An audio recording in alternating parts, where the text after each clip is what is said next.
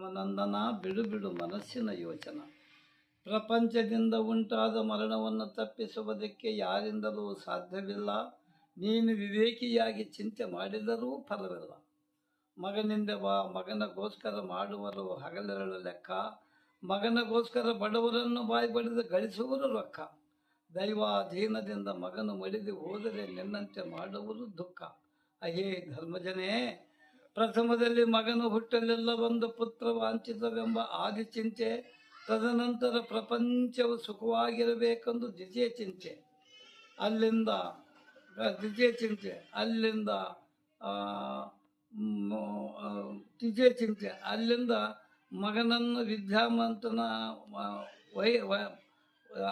ಅಲ್ಲಿಂದ ಬಡವ ಈಗ ಆಗಲ್ಲ ವೈದ್ಯರಿಗೆ ಕೂಡ ಕರ್ಕೊಂಡು ಹೋಗೋದು ಮೂರನೇ ಚಿಂತೆ.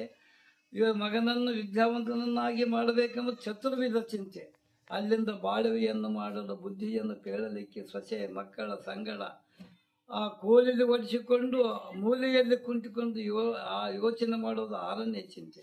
ನಿನ್ನ ಮಗನಂತೆ ಆಯುಷ್ಯವು ತೀರಿದೆ ಅರಿದು ಹೋಗುವುದೆಂದು ಮಾಡುವುದು ಏಳನೇ ಚಿಂತೆ. ನಿನ್ನ ಮಗನಂತೆ ಆಯುಷ್ಯ ಅರಿದು ನಮ್ಮ ಮನೆಯ ಮುರಿಯಿತೆಂದು ಗೋಳಾಡುವುದು ಏಳನೇ ಚಿಂತೆ. ತನ್ನ ನಿಜವಂ ತಾನು ನೋಡಿಕೊಂಡರೆ ಜನನಿ ಜನಕರೆಂಬವರು ಯಾರು, ಪತ್ನಿ ಭಾತೃ ಪುತ್ರರಾರು.